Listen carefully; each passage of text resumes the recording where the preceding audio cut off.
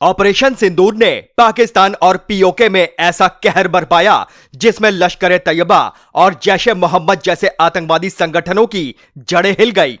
आतंकियों के 9 ठिकानों को मिट्टी में मिला दिया, 100 से ज्यादा आतंकियों को जहन्नुम पहुंचा दिया। ऑपरेशन सिंदूर इंतकाम था, इंतकाम पहलगाम में हुए आतंकी हमले का। आतंकवाद को जड़ से खत्म करने का प्रण लिए प्रधानमंत्री मोदी ने पाकिस्तान पर एयर स्ट्राइक से पहले एक और स्ट्राइक की, वाटर स्ट्राइक। भारत ने पाकिस्तान के साथ 1960 में किया सिंधु जल समझौता तोड़ दिया। सिंधु, झेलम और चिनाब नदी का पानी पाकिस्तान जाने से रोक दिया। भारत के इस सख्त एक्शन से पाकिस्तान बूंद बूंद को तरसने लगा है। पानी को तरसते पाकिस्तान ने भारत से गुहार लगाई, मोदी सरकार से इस फैसले पर फिर से विचार करने की गुजारिश की है। लेकिन प्रधानमंत्री मोदी ने साफ साफ कह दिया है कि खून और पानी साथ साथ नहीं बह सकते। पाकिस्तान को अगर बचना है तो उसे अपने टेरर इंफ्रास्ट्रक्चर का सफाया करना ही होगा। इसके अलावा शांति का कोई रास्ता नहीं है।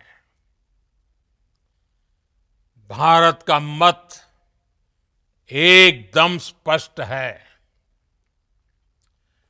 टेरर और टॉक एक साथ नहीं हो सकते।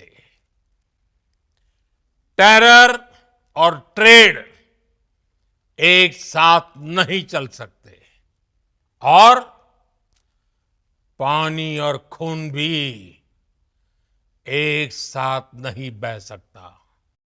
पहलगाम में हुए आतंकी हमले में 26 पर्यटकों की धर्म पूछकर हत्या कर दी गई।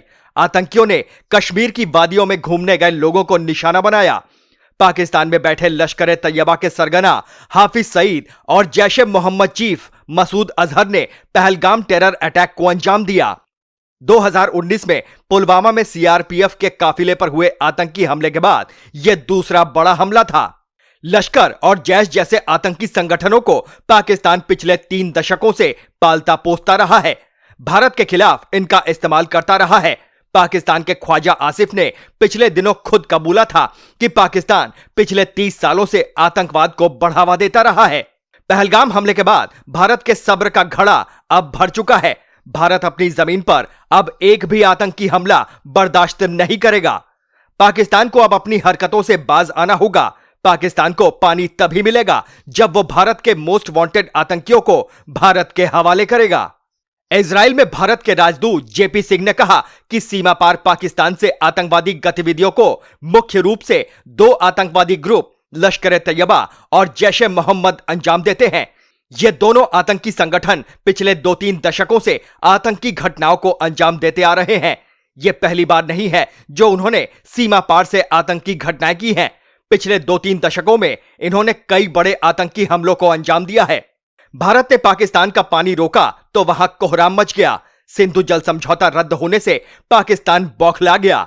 आतंकी हाफिज सईद की पार्टी पीएमएमएल ने समर्थकों से कराची, लाहौर, इस्लामाबाद, रावलपिंडी, फैसलाबाद समेत कई शहरों में भारत विरोधी प्रदर्शन किया।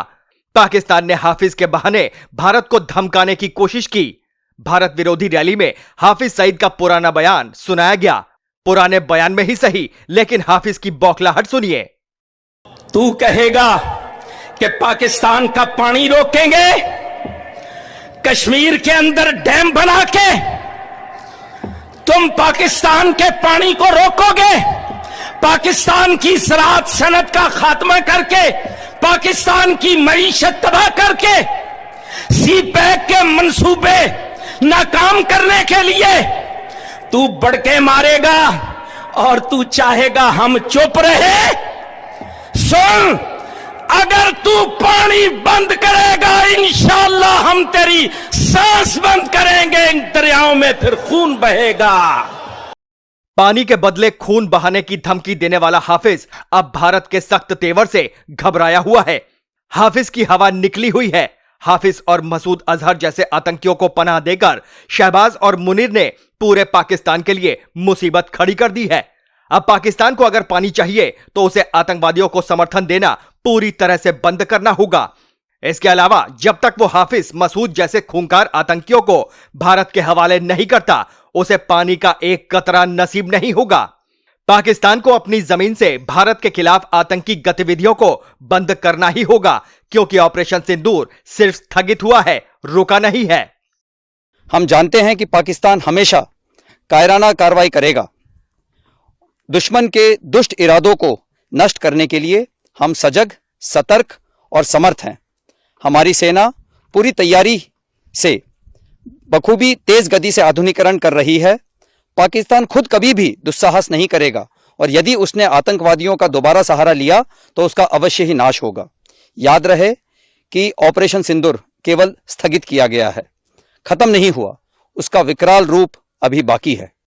मुनीर के मिसाइल राख हो जाएंगे, पाकिस्तान के फाइटर जेट खाक हो जाएंगे, ड्रोन हवा में ही जल जाएंगे, पाकिस्तान के सारे हथियार भस्म हो जाएंगे। सही सुना आपने। अगर अब पाकिस्तान ने कोई दुस्साहस किया, कोई भी पाप किया, हिंदुस्तान की ओर नजर उठाकर भी देखा, तो काली कहर बरपाएगी, पाकिस्तान में हाहाकार मचाएगी। काली पाकिस्तान के हर हमले को नाकाम करेगी, हवा में ही दुश्मनों की मिसाइलों को राख करेगी। यह दुश्मनों के टैंक, लड़ाकू विमान और वॉरशिप को धमाके के साथ आग के गोले में बदल देगी, पलक झपकते ही टारगेट को खत्म कर देगी। काली का प्रहार इतना प्रचंड होगा कि पाकिस्तान को संभलने का भी मौका नहीं मिलेगा। ना कोई ब्लास्ट होगा, ना कोई आवाज आएगी। साइलेंट होकर भी काली दुश्मन का काम तमाम कर देगी। काली यानी किलो एम्पियर लीनियर इंजेक्टर, जिसके नाम से ही दुश्मन कांपने लगते हैं, चीन पाकिस्तान थर्राने लगते हैं। काली भारत का महाशक्तिशाली हथियार है जो दुश्मन के किसी भी हमले को नाकाम करने में सक्षम है। भारत का शक्तिशाली हथियार काली इलेक्ट्रोमैग्नेटिक तरंगों का तूफान पैदा करने वाला यंत्र है जो सेकंड्स के अंदर भारी मात्रा में तरंगों की बौछार करता है, जिससे यह अपने संपर्क में आने वाले किसी भी इलेक्ट्रॉनिक उपकरण को ठप कर देते हैं। लड़ाकू विमानों, टैंकों, मिसाइलों, ड्रोन और सैटेलाइट्स में कई तरह के सर्किट और इलेक्ट्रॉनिक चिप होते हैं जो कि इलेक्ट्रोमैग्नेटिक तरंगों के प्रहार के कारण काम करना बंद कर देते हैं, जिसकी वजह से ये अत्याधुनिक मशीनें पल भर में कबाड़ का ढेर बनकर रह जाती हैं और इनके अंदर मौजूद हथियारों में विस्फोट हो जाता है। इसे मध्यम दूरी के रॉकेट से जोड़कर एंटी सैटेलाइट वेपन के रूप में इस्तेमाल किया जा सकता है।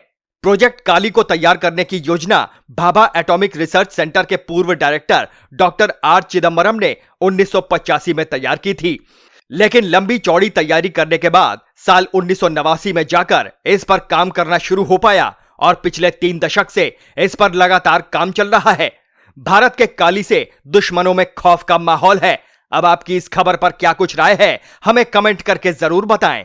Team news watch India.